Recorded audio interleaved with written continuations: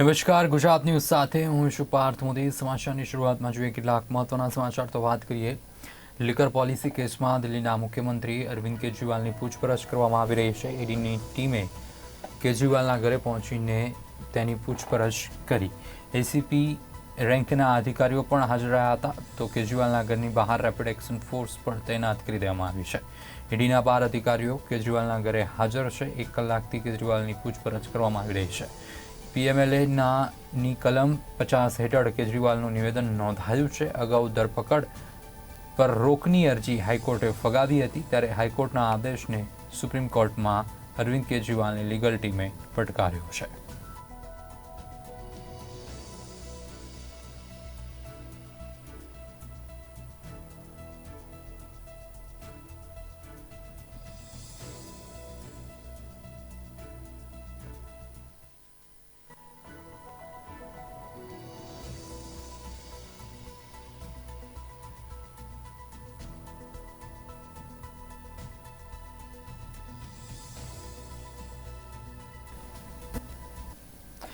સુરેન્દ્રનગરના વઢવાણ ગણપતિ ફાસ્ટર પ્રાથમિક શાળા સમગ્ર ગુજરાત રાજ્યની સ્માર્ટ શાળામાં જેનો ક્રમાંક આવ્યો હતો તે પ્રાથમિક શાળાની હાલત દયનીય છે। આ પ્રાથમિક શાળામાં ધોરણ 1 થી 8માં કુલ 567 જેટલા વિદ્યાર્થીઓ અભ્યાસ કરે છે, પરંતુ આ વિદ્યાર્થીઓને બેસવા માટે પૂરતા વર્ગખંડો ન હોવાના કારણે તેમની હાલાકી ભોગવવી પડી રહી છે। 567 જેટલા વિદ્યાર્થીઓની સામે વર્ગખંડોની સંખ્યા માત્ર 4 છે, ત્યારે તડકામાં પણ વિદ્યાર્થીઓને ખુલ્લી જગ્યામાં તંબુ બાંધી અને અભ્યાસ કરવા માટે મજબૂર બનવું પડી રહ્યું છે। એક તરફ સરકાર શિક્ષણ પાછળ કરોડો રૂપિયાનો ખર્ચો કરે છે અને ગ્રાન્ટો પણ ફાળવે છે, ત્યારે સુરેન્દ્રનગરની ગણપતિ ફાટસર વિસ્તારમાં આવેલી પ્રાથમિક શાળા ગુજરાત રાજ્યની સ્માર્ટ શાળા તરીકે પસંદગી પામી છે। પરંતુ આ શાળાની મુલાકાત લેતા શાળામાં અભ્યાસ કરતા બાળકો તંબુ બાંધીને અભ્યાસ કરવા માટે મજબૂર બન્યા છે। આ 4 વર્ગખંડો શાળામાં આવેલા છે, જેમાં પણ એક વર્ગખંડમાં મધ્યાહન ભોજન ચાલી રહ્યું છે અને અન્ય 3 જેટલા વર્ગખંડો છે તેનો ઉપયોગ શિક્ષણ કાર્ય પાછળ કરવામાં આવે છે અને અન્ય વર્ગખંડોના વિદ્યાર્થીઓને તડકામાં તંબુ બાંધી અને અભ્યાસ કરવા માટે બેસવું પડી રહ્યું છે। સરકાર સ્માર્ટ શાળા જાહેર કરે છે, પરંતુ તેની પરિસ્થિતિ કેવી હોય છે તેનો પુરાવો આ શાળા પૂરી પાડી રહી છે। છેલ્લા ઘણા સમયથી અમે આ જે સ્કૂલની જે પરિસ્થિતિ જે જોઈએ છીએ, જે 567ની સંખ્યા હોવા છતાં 4 ઓરડા છે અને આ તમે જોઈ શકો છો કે આ ટેન્ટની અંદર જે છોકરાને કોઈ પરિસ્થિતિ પ્રમાણે ભણવા પડે છે અને આવી કાળઝાળ ગરમીમાં પણ આ પરિસ્થિતિ છોકરા ભોગવી રહ્યા છે। તો આવડો મોટો વિસ્તાર 5000ની વિસ્તાર ધરાવતો એરિયો છે ગણપતિ ફાટસર, અને આ તંત્ર દ્વારા મારી એટલી અપીલ છે કે આ સ્કૂલનું એક નવી સ્કૂલની વ્યવસ્થા કરે અને આ સરકાર એનું ધ્યાન આપે। કેટલા ઓરડા બહાર છે અને કેટલા બાળકો બહાર બેસી અભ્યાસ કરે છે? 4 ઓરડા છે અને 3 ટેન્ટ નાખેલા છે, જે તમે જોઈ શકો છો। ગણપતિ ફાટસર વિસ્તારની અંદર આ સરકારી પ્રાથમિક શાળા છે અને આ સરકારી પ્રાથમિક શાળામાં 567 જેટલા વિદ્યાર્થીઓ અભ્યાસ કરે છે। હકીકતમાં 18 ઓરડાની શાળા હોવી જોઈએ, કોમ્પ્યુટરની લેબ હોવી જોઈએ, ગ્રંથાલય હોવું જોઈએ। એની સામે માત્ર ને માત્ર 4 ઓરડાની અંદર પ્રાથમિક શિક્ષણ સરકાર દ્વારા અપાઈ રહ્યું છે। આપ જોશો કે આ તડકાની અંદર પણ 3 ધોરણ ટેન્ટની અંદર બેસીને અભ્યાસ કરે છે। અનેક વખત રજૂઆતો કરવામાં આવી કે સારામાં સારી જમીન સંપાદન કરી અને એક સરસ મજાનો શૈક્ષણિક સંકુલ બનાવવામાં આવે, પણ તંત્ર દ્વારા આ માત્ર અનુસૂચિત જાતિનો વિસ્તાર છે અને બાળકો ખૂબ સારી રીતે ભણે છે અને આ શાળા એ ગુણાંકનની દ્રષ્ટિએ A ગ્રેડની શાળા છે, સ્કૂલ ઓફ એક્સેલન્સ અંતર્ગત ચાલે છે। અહીંયા તમામ પ્રકારની સુવિધાઓ તો છે, પણ મકાનનો અભાવ છે, ઓરડાઓનો અભાવ છે। એ જો આ નવું એક સરસ મજાનું કેમ્પસ મળે તો આ છોકરાઓને સારામાં સારું શિક્ષણ મળે। છેલ્લા 9 વર્ષથી હું આચાર્ય તરીકે ફરજ બજાવું છું। ત્યારે હાલમાં આ શાળાની અંદર 567 બાળકો ભણી રહ્યા છે, 4 વર્ગખંડો છે અને જે વિદ્યાર્થીઓને ભણવા માટે વર્ગખંડની 14 થી 15ની ઘટ છે, એના માટે સરકારશ્રી દ્વારા અમારા દ્વારા ખૂબ જ ઘણા બધા પ્રયત્ન થયેલા છે, પણ આજુબાજુના વિસ્તારમાં ક્યાંય જમીન ન હોવાથી વર્ગખંડ થઈ શકતા નથી। સરકારશ્રી એ માટે થઈ કોઈ ઉપાય કરી આજુબાજુમાંથી જમીન જો સંપાદન કરીને આ શાળાના આપે તો પૂરતા પ્રમાણમાં ઓરડા મળે અને બાળકોને સારું શિક્ષણ મળે। તો મારી એક જ રિક્વેસ્ટ છે કે ગમે ત્યાં આજુબાજુ કોઈ સારી જગ્યા હોય, જમીન મળી શકે તેવું હોય અથવા કેળવણી મંડળ ઘરશાળા એની પણ ઘણી બધી જમીન છે એ આજુબાજુના વિસ્તારમાં પડેલી છે. ત્યાં રજૂઆત કરે એ લોકો જો સરકારી શાળા માટે જમીન આપે તો એક સરસ મજાનું શાળાનું નવું સંકુલ ઊભું થઈ શકે એમ છે અને શાળાના જે ઓરડાઓની ઘટ છે એની પૂર્તતા થાય અને અમારી શાળા જે બેસ્ટ શાળા તરીકે કામ કરીએ છીએ એમાં એક નવું કલકી ઉમેરાય એવી રીતે તો શાળાને જમીન મળે એવા પ્રયત્નો થાય અને શાળા બેસ્ટ બને એવી અમારી એક આશા છે. એક બાજુ વિદ્યાર્થીઓ ભણી ગણીને આગળ વધે તે પ્રકારના સરકારના પ્રયાસ હોય છે, બીજી તરફ ગુજરાત રાજ્યની સ્માર્ટ શાળા જે જાહેર કરવામાં આવી છે તેની પાસે પૂરતા વર્ગખંડો નથી. બાળકોને ખુલ્લી જગ્યામાં તંબુ બાંધીને તડકામાં અભ્યાસ કરવો પડી રહ્યો છે. સુરેન્દ્રનગર શિક્ષણ વિભાગને અનેક વખત આ મુદ્દે શાળાના આચાર્યએ રજૂઆત કરી છે અને તાત્કાલિક જગ્યા ફાળવીને જમીન સંપાદન કરી અને પૂરતા વર્ગખંડો બનાવી આપવાની માંગણી ખુદ પ્રિન્સિપાલે કરી છે. છતાં પણ આ માંગણી ધ્યાને નથી લેવાતી. 4 ઓરડામાં જો વાત કરવામાં આવે તો એક ઓરડામાં મધ્યાહન ભોજન ચાલે છે અને અન્ય એક ઓરડામાં કોમ્પ્યુટર લેબ બનાવવામાં આવી છે. વધ્યા માત્ર 2 ઓરડા, તો આમાં 1 થી 8 ધોરણના વિદ્યાર્થીઓને કેવી રીતે બેસાડવા તે સવાલ છે. એટલે વિદ્યાર્થીઓને તડકામાં બેસાડીને તંબુ બાંધવામાં આવ્યા છે અને અભ્યાસ કરાવવામાં આવી રહ્યો છે. આ એક જ સ્માર્ટ શાળાની પરિસ્થિતિ સુરેન્દ્રનગર જિલ્લાની છે.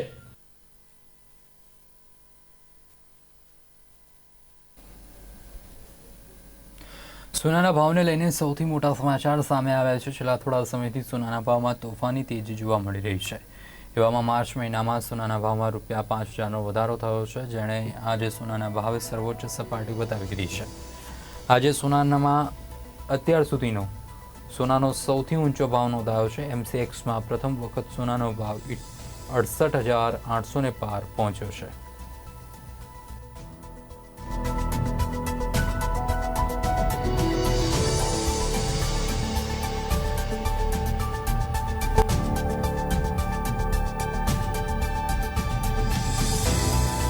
મહિનામાં સૌથી વધુ સોનાનો ભાવ આજે નોંધાયો છે અને આપણી સાથે આ વિષય ઉપર વાત કરવા માટે જ્વેલર એસોસિએશનમાંથી નિશાંતભાઈ જોડાયા છે. નિશાંતભાઈ, ખાસ કરીને સૌથી વધુ ભાવ આજે નોંધાયો છે, કેટલો ભાવ વધ્યો છે અને અત્યાર સુધીનો હાઈએસ્ટ ભાવ કેટલો રહ્યો અત્યાર સુધી?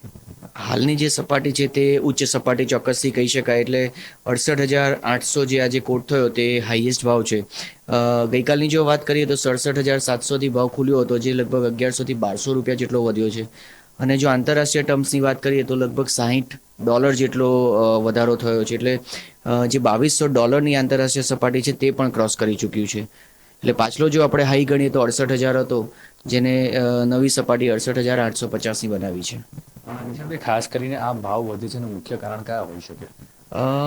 જી, આમાં એક નહીં પણ ઘણા બધા કારણ હોય છે. એક તો જીઓપોલિટિકલ ઇસ્યુઝ ચાલી રહ્યા છે, બીજી બાજુ વિશ્વની સેન્ટ્રલ બેન્કો દ્વારા સોનાની ખરીદી કરવામાં આવી રહી છે. એટલે એક એમ કહી શકાય કે સોનાનું રિઝર્વ કરવામાં આવી રહ્યું છે. તો એક તરફ અમેરિકામાં જે ફુગાવો છે તે ખૂબ જ નીચા દરે છે, એટલે કે લોકો વ્યાજદર ઘટાડાના સંકેત આપી રહ્યા છે. અને જો ગઈકાલની ફેડરલ મિટિંગની વાત કરીએ તો એ લોકોએ સ્પષ્ટ જણાવ્યું છે કે 2024માં એક નહીં પણ 3 વખત તે લોકો વ્યાજદરમાં ઘટાડો કરશે. એટલે કે તેની બહુ જ મોટી ઇફેક્ટ ગોલ્ડ ઉપર આવી શકે. એટલે હાલની પરિસ્થિતિ 5 થી 5.5% જે વ્યાજદર છે તે ઘટીને ક્યાંક ને ક્યાંક 3.5 થી 4% આવી શકે તેવી શક્યતાઓ તે લોકોએ બતાવી છે. એટલે અર્થતંત્રમાં પણ ખૂબ જ તેજીના સંકેતો ત્યાં દેખાઈ રહ્યા છે. હાલની ઇકોનોમી જોતા તમને આપને એક અનુભવી વેપારી તરીકે શું લાગ્યું છે કે આગામી દિવસમાં હજુ ભાવ વધશે કે ઘટાડો થશે?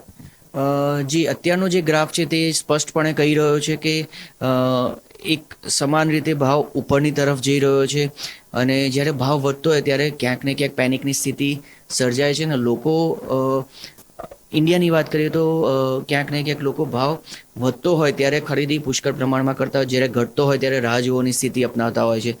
તો બીજી તરફ વિશ્વની બેન્કો પણ સોનું ખરીદી રહી છે અને જેમ જેમ ભાવ વધે છે તેમ તેમ તેમનું ચલણ પણ મજબૂત થાય છે. તો દરેક તરફ જે ભાવ વધારો છે તે જ્યાં જ્યાં સોનું ખરીદી રહ્યું છે તેના પરિણામે થઈ રહ્યું છે. થોડો આઉટસ્કટનો સવાલ છે, પણ ઇલેક્શન આવી રહ્યું છે, એની અસર કોઈ આ માર્કેટમાં દેખાય ખરી? ચોક્કસથી જ્યારે ઇલેક્શન આવે છે, ઇલેક્શન ડિક્લેર થાય છે તો આચારસંહિતા લાગુ થાય છે. એટલે સમજો કે ગ્રાહક વર્ગ છે તે ક્યાંક ને ક્યાંક ટાળે છે સોનું લેવાનું, પરંતુ જે ઇન્વેસ્ટર વર્ગ છે તે લોકોને નિયત સમયે નિયત ચોક્કસ અમાઉન્ટનું સોનું લેવાનું જ હોય છે. અને આ સમય પણ ઇન્વેસ્ટરનો છે કે જે ઇન્વેસ્ટરે આજે દિવાળીમાં લગભગ 60,000ના ભાવે સોનું ખરીદ્યું હતું, તો આજે 68,000નો ભાવ કે 68,800નો ભાવ આવ્યો છે, તો ચોક્કસથી તે લોકોને વળતર મળે. એટલે એક મજબૂત વિશ્વાસ ચોક્કસથી ઊભો થયો છે. પરંતુ ઇલેક્શનની પરિસ્થિતિમાં લગભગ 30થી 40% જેટલો ગ્રાહક વર્ગમાં ઘટાડો દેખી શકાય છે. ચોક્કસથી આ હતા જ્વેલરી એસોસિએશનમાંથી નિશાનભાઈ કહી રહ્યા છે કે ભાવમાં વધઘટ ચોક્કસ જોવા મળે છે, પરંતુ દેશના અર્થતંત્ર જેમ જેમ બદલાયા તેની અસર આ સોનાના ભાવના વધઘટ પર પણ જોવા મળી રહી છે. કેમેરામેન ચંદ્રકાંત વોરા સાથે મેલ્યુસી રાઠોડ.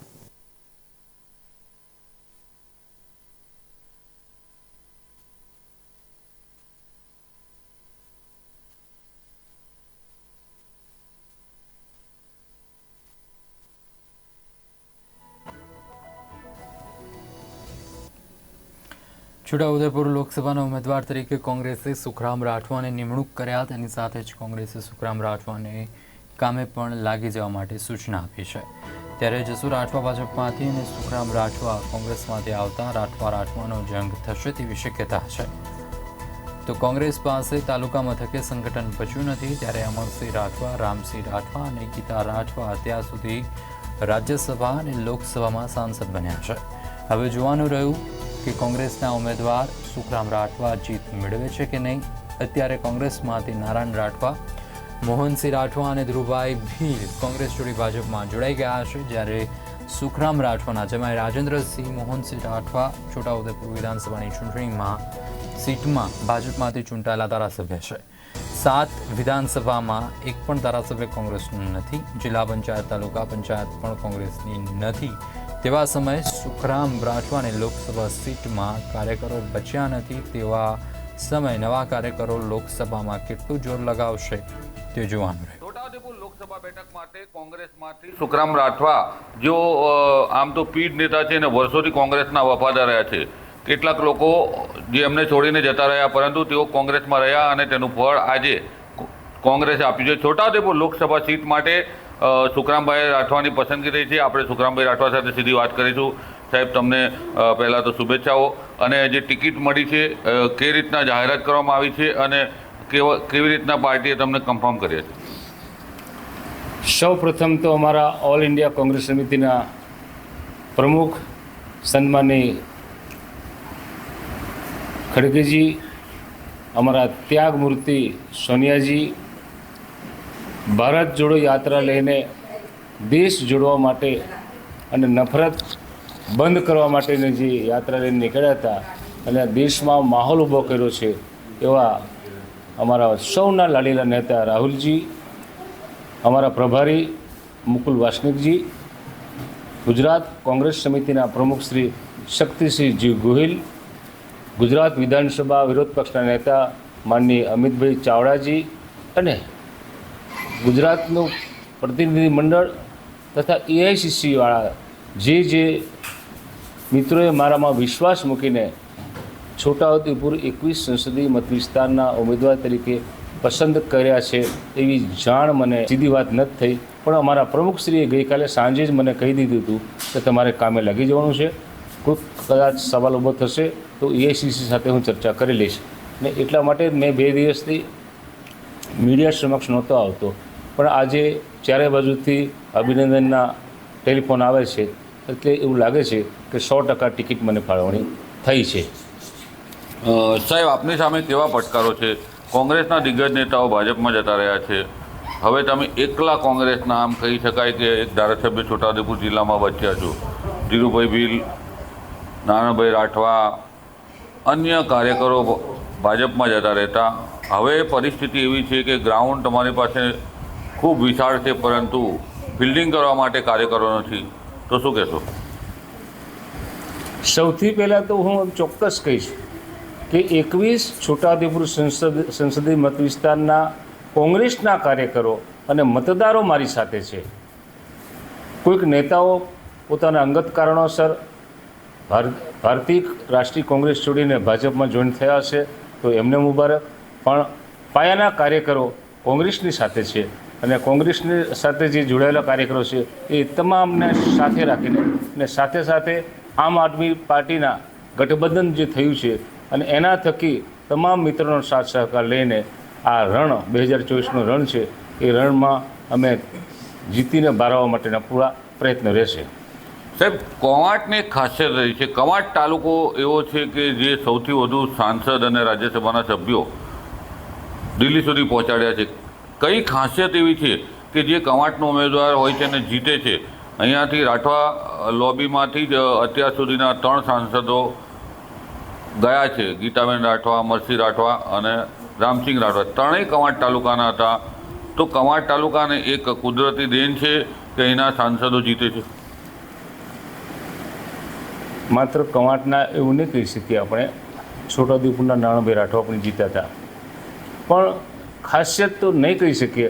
પણ અહીંના જે મતદારો છે એ મતદારો છોટાઉદેપુર સંસદીય વિસ્તારના પણ મતદારો કવાંટની સાથે સાથે એ ઉમેદવારને પરખ કરતા હોય છે અને ઉમેદવારની પરખ કરીને કોણ સાથે રહેશે, સમાજની સાથે કોણ રહેશે, પાયાના કામો કોણ કરશે અને જનતા સાથે ધરોબો કોણ રાખશે એનું વિશ્લેષણ આ તાલુકાના મતદારો કરતા હોય છે. અને એને કારણે કવાંટ તાલુકાના સાંસદ તરીકે મુરબ્બી અમરસિંહભાઈ રાઠવાજી, જેમની સાથે મેં કામ પણ કર્યું છે, અમારા રામસિંહભાઈ રાઠવા કોંગ્રેસમાં હતા, જિલ્લા પંચાયતમાં ચૂંટાયેલા અને પછી રાજ્યસભાના સભ્ય થયા. એમની સાથે પણ સામાજિક રીતે કામ કરવાનો મોકો મળ્યો છે. અમારા ગીતાબેન રાઠવા એ અમારા ગામમાં જ રહે છે. એમની સાથે પણ પ્રસંગોપાત સામાજિક કામની અંદર પરસ્પર સહકારીઓ છે. ત્યારે હું ચોક્કસ એમ કહી શકું છું કે કવાંટની જે તમે વાત કરો છો એ કવાંટની તાલુકાની આમ જનતા 100% એક સ્થાનિક ઉમેદવાર તરીકે તરફદારી કરે. પણ હું ચોક્કસ એમ કહું છું કે છોટાઉદેપુર સંસદીય વિસ્તારમાં 7 વિધાનસભાઓ આવે છે, 14 તાલુકાઓ આવે છે. એ તમામ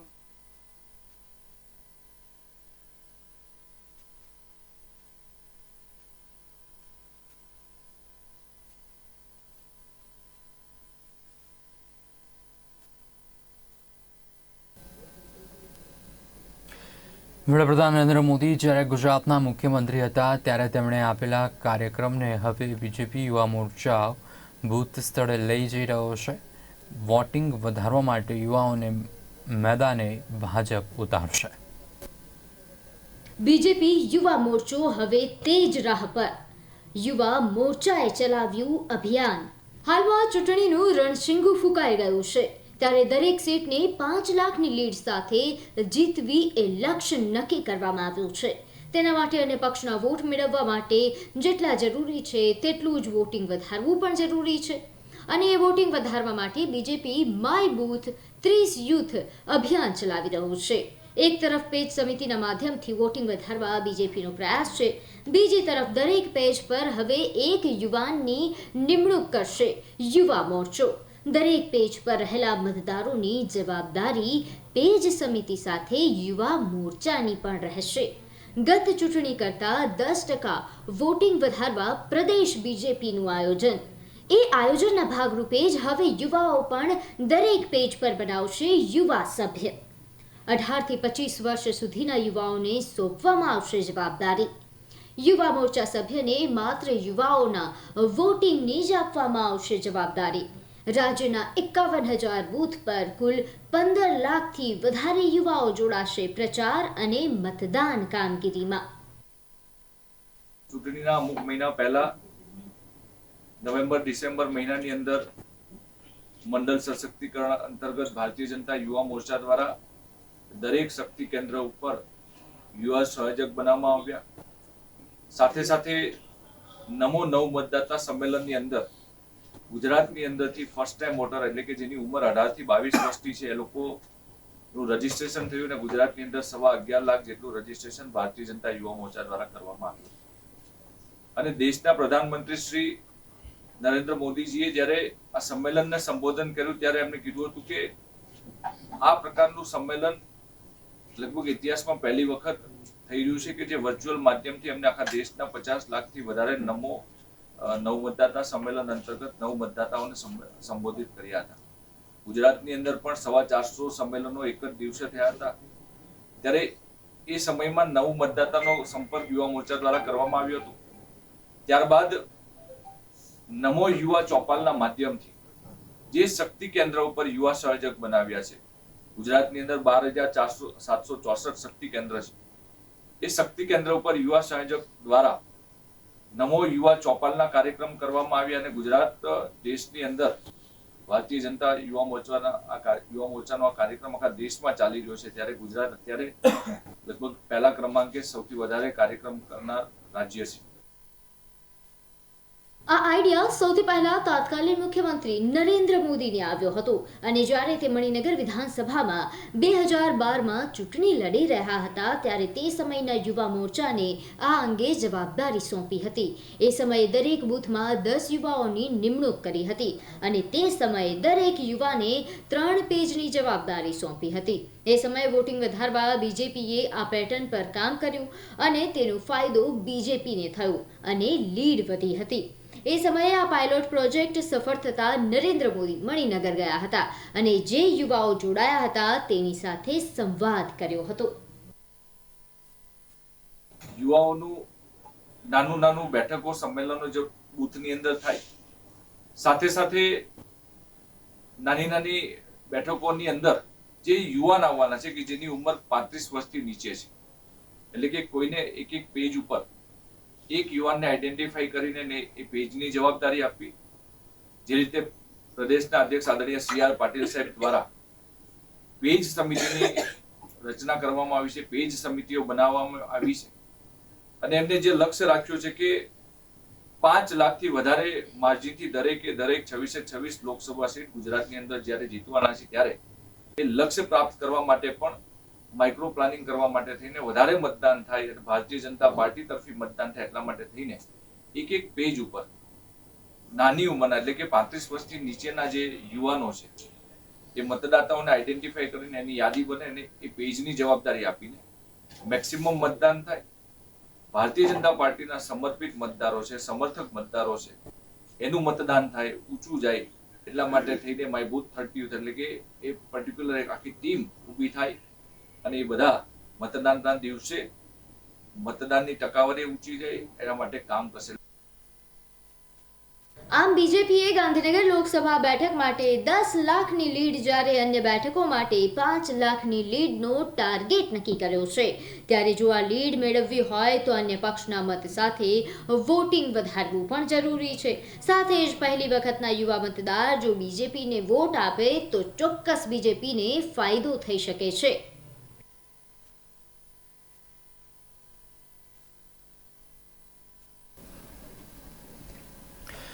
છેલ્લા થોડા સમયથી જે રીતે સોનાના ભાવમાં ઉછાળો આવી રહ્યો છે તેને લઈને લોકોમાં મુશ્કેલી છે. આગળ વાત કરીએ તો મહેસાણા જિલ્લામાં સસ્તા અનાજની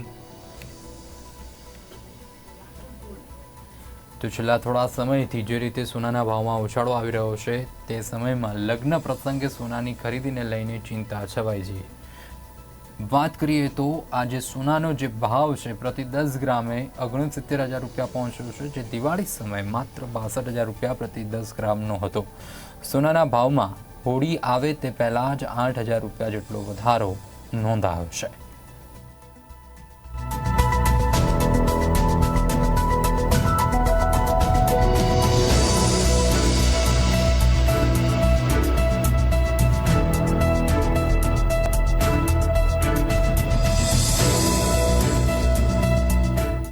રાજકોટ સહિત સમગ્ર દેશમાં છે તે સોનાના ભાવમાં છે તે ભારીખમ છે તે વધારો જોવા મળ્યો છે. કારણ કે જે સોનાનો ભાવ છે હાલ વિક્રમજનક સપાટી પર પહોંચ્યો છે. જે દિવાળી પર છે તે 60,000 થી 62,000 રૂપિયાનો જે સોનાનો ભાવ હતો તે હાલ છે તે 69,000ની સપાટી કુદાવી ચૂક્યો છે. જેના કારણે છે તે રાજકોટની જે સોની બજારમાં છે તે વેપારીઓને છે તે મોટા પ્રમાણમાં નુકસાન થવા પામ્યું છે.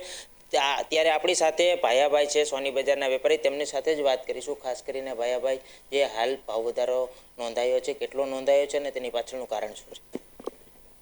અત્યારનો જે ભાવ વધારો છે દિવાળીના સમયથી અત્યાર સુધીની અંદર 4 મહિનાની અંદર હું તમને કહું દિવાળીની સમયની અંદર 60,000-62,000 રૂપિયા જેવો ભાવ હતો. આજનો ભાવ છે 69,000 રૂપિયા ભાવ. આ 4 મહિનાની અંદર હું તમને કહું કે 10 થી 12%, 15%નો વધારો અત્યારે સોનાની અંદર નોંધાયો છે અને એ એકદમ હાઈ છે, જેના કારણે સોની બજારની અંદર ધંધામાં એકાએક બ્રેક આવી ગઈ છે અને કારીગરો અને વેપારી બધાએ મંદીનો માહોલ ભોગવી રહ્યા છે અને અત્યારે જે ભાવ છે એ ખૂબ જ હાઈ છે અને હાઈ રહેવાનો જ છે. સોનું આજે હું તમને એમ કહું કે લોકોને એક વિશ્વાસ છે કે સોનામાં કોઈ દી ભાવ ઘટશે નહીં અને સોનાનો આ જે ભાવ સપાટી ઉપર પહોંચ્યો છે એમાં કદાચ ટૂંક સમયની અંદર થોડો ઘણું કરેક્શન આવે, જેનાથી થોડું ઘણું ભાવ નીચો જાય, પણ જે લોકો માને છે કે આટલો બધો નીચો જશે કે 60-62 હજાર આવશે એવું હું માનતો નથી. સોનું છે એ જે સપાટીએ પહોંચ્યું છે એ ટૂંક સમયની અંદર પાછું એ જ સપાટીએ જઈને ઊભો રહે છે.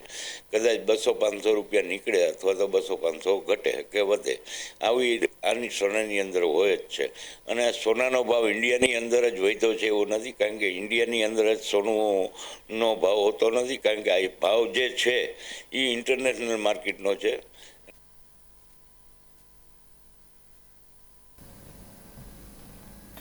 સમાચારની રજૂઆતમાં બસ આટલું જ.